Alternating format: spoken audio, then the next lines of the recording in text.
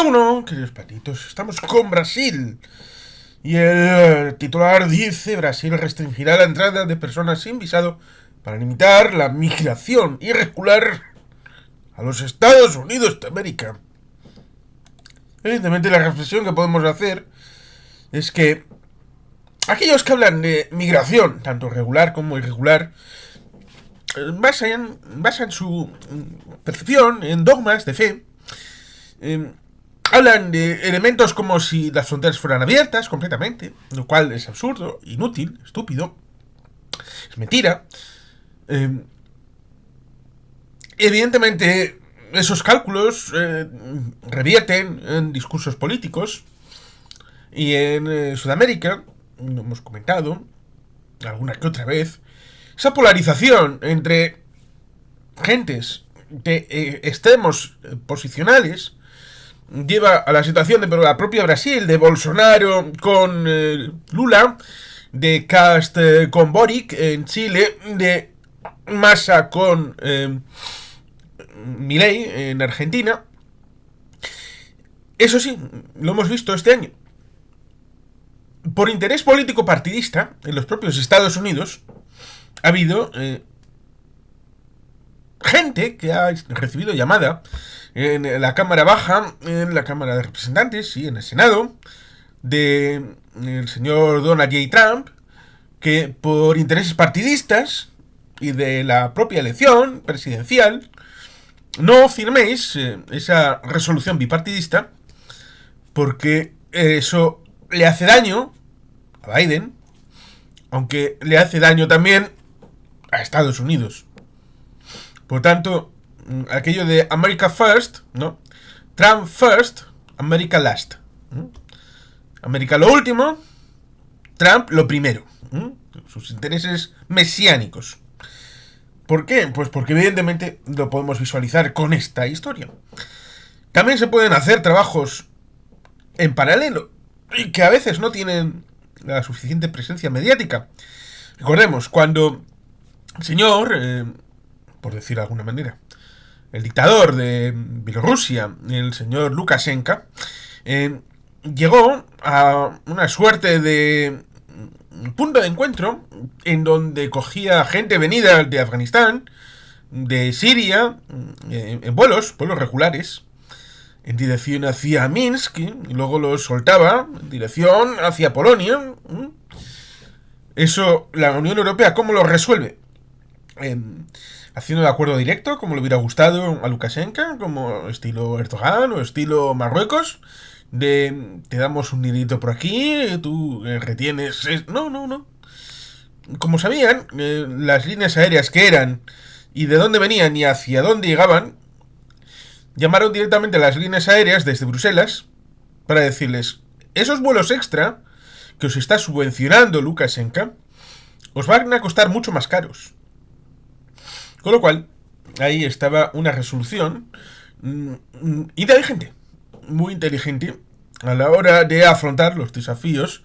porque no era una migración orgánica, sino era una migración inducida desde el ámbito partidista, político, institucional, de un eje que, bueno, pues intentaba hacer de buen siervo para su amo del Kremlin, el señor Lukashenko. Y evidentemente es distinto de otras situaciones en las que nos vemos en la realidad de movimientos migratorios forzados, no por un empuje político, sino por realidades, ya sean de índole económica, social, política, climática, que evidentemente puede organizar estos flujos migratorios que son de toda la vida.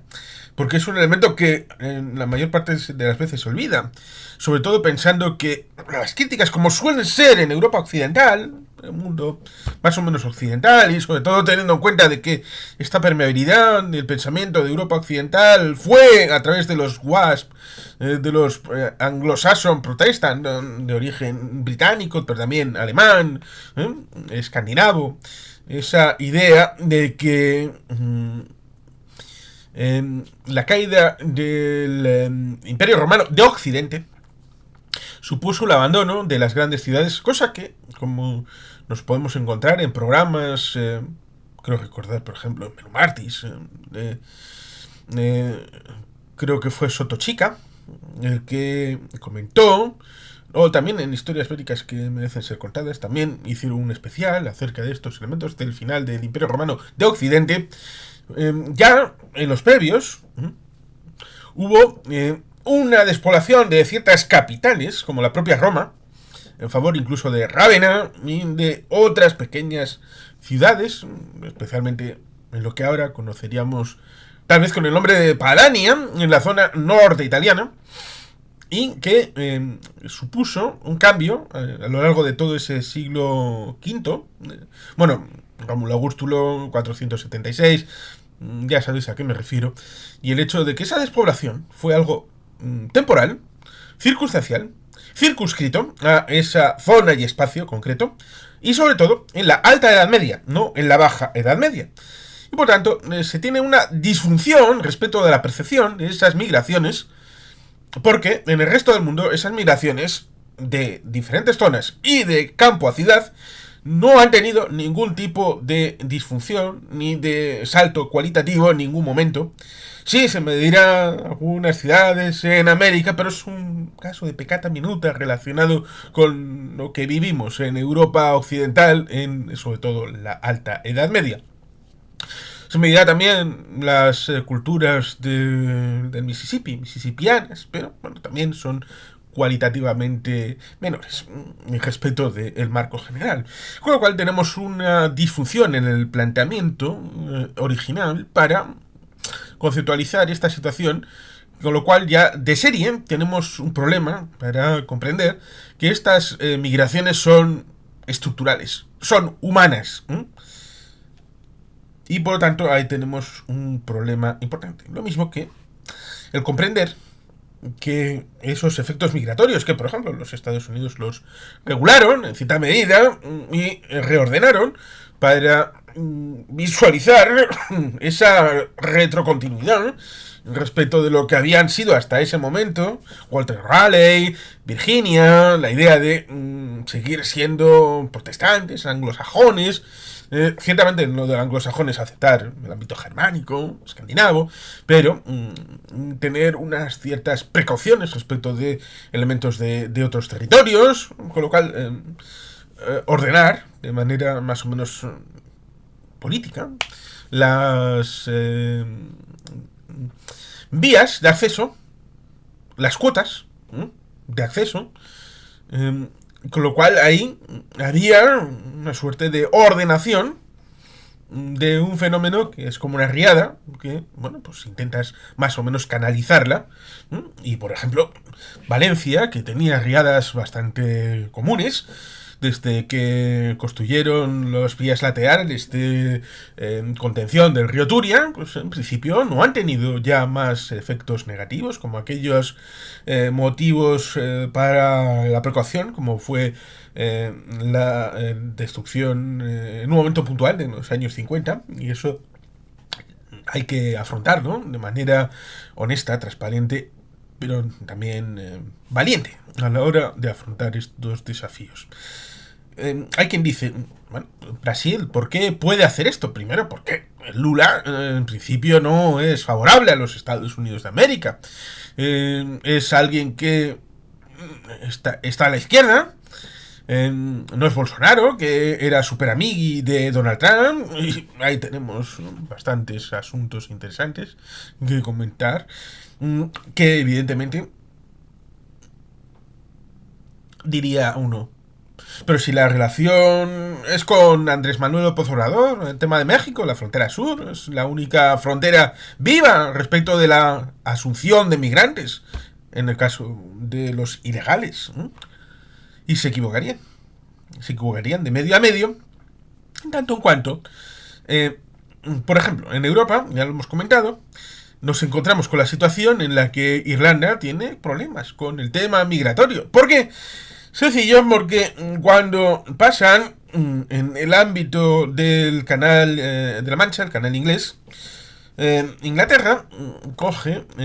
y entiende que esas personas pues no pueden limitar su movilidad dentro del ámbito de la isla de Gran Bretaña. suben en dirección hacia Escocia o hacia los puertos de Liverpool, por ejemplo, y cruzan en dirección hacia Belfast.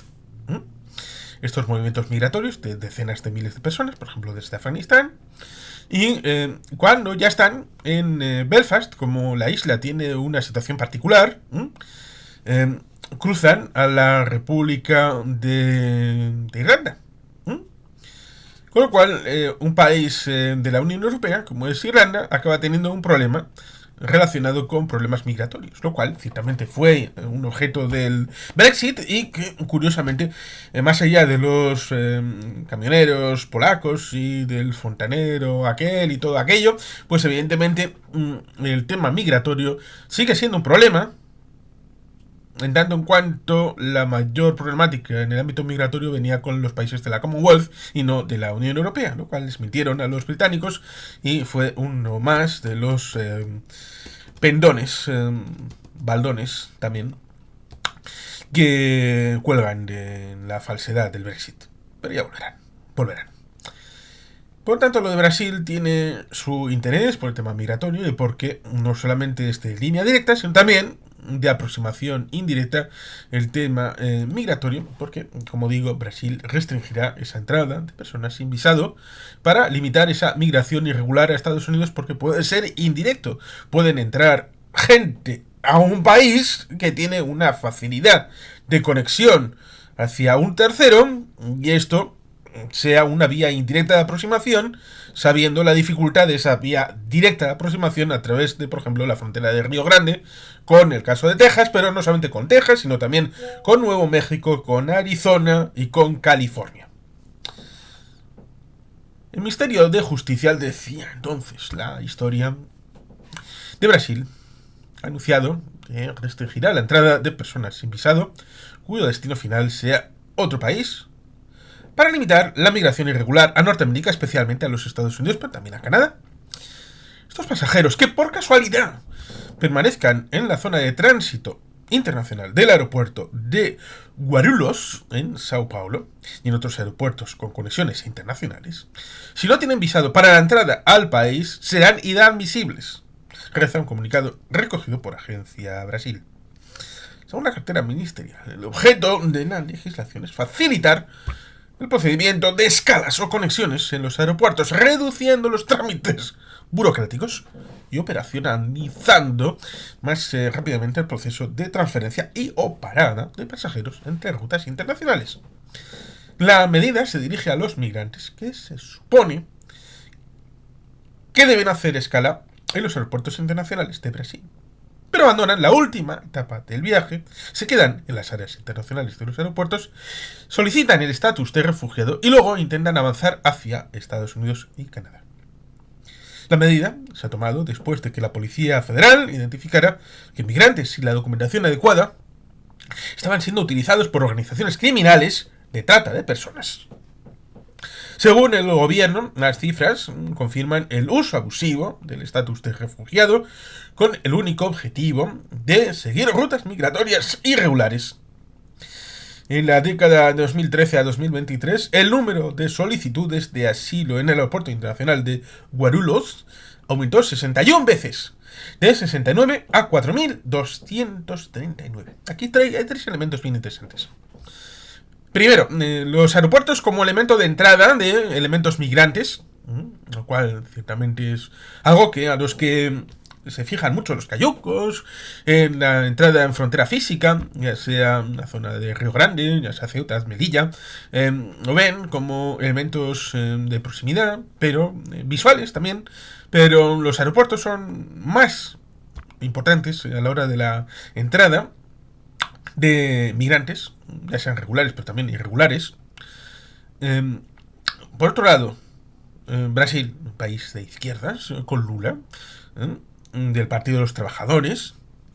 y lo mismo que le pasó a algunos otros dirigentes socialdemócratas, por ejemplo Dinamarca, pero también Suecia y otros nórdicos.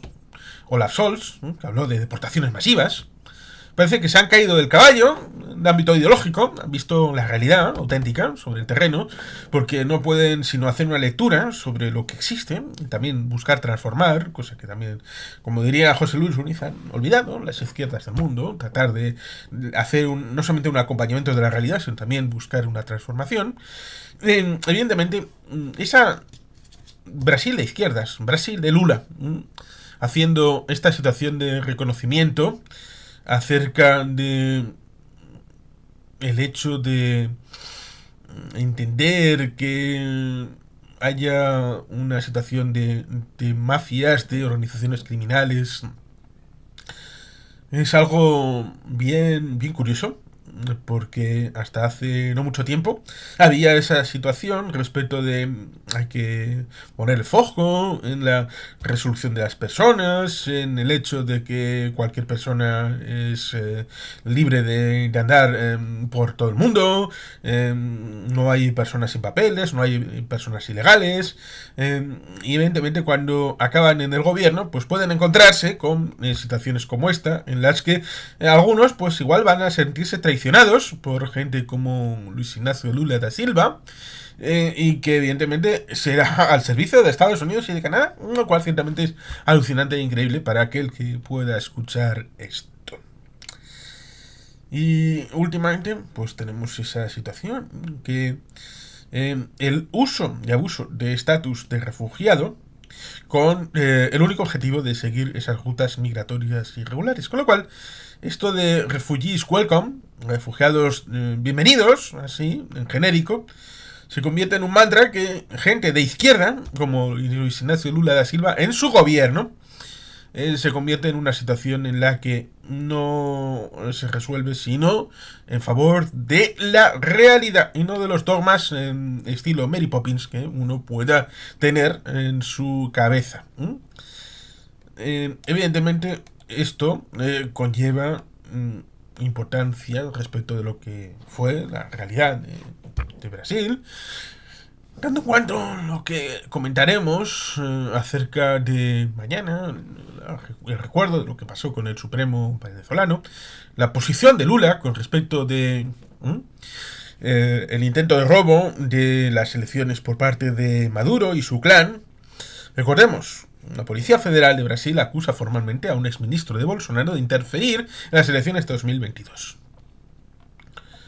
La Policía Federal Brasil ha acusado formalmente al exministro de Justicia del país, Anderson Torres, y otras 5 personas de interferir en el voto de partidarios del actual presidente Luis Ignacio Lula da Silva, obstaculizando su acceso a los colegios electorales durante segunda vuelta de las elecciones presidenciales de 2022. Entre los acusados se encuentra también el exdirector general de la Policía Federal de Carreteras, Silvinei Vázquez, ambos del gobierno de Jair Bolsonaro, ambos miembros del equipo de Jair Bolsonaro, así como otros 4 policías federales adscritos al Ministerio de Justicia, según ha informado el portal brasileño G1. Según el mismo medio, la Policía Federal ha recabado en su investigación pruebas que confirman que los imputados actuaron para impedir el movimiento de los electores, por ejemplo, mediante bloqueos en las carreteras por parte de la Policía Federal, sin que se tomaran medidas al respecto.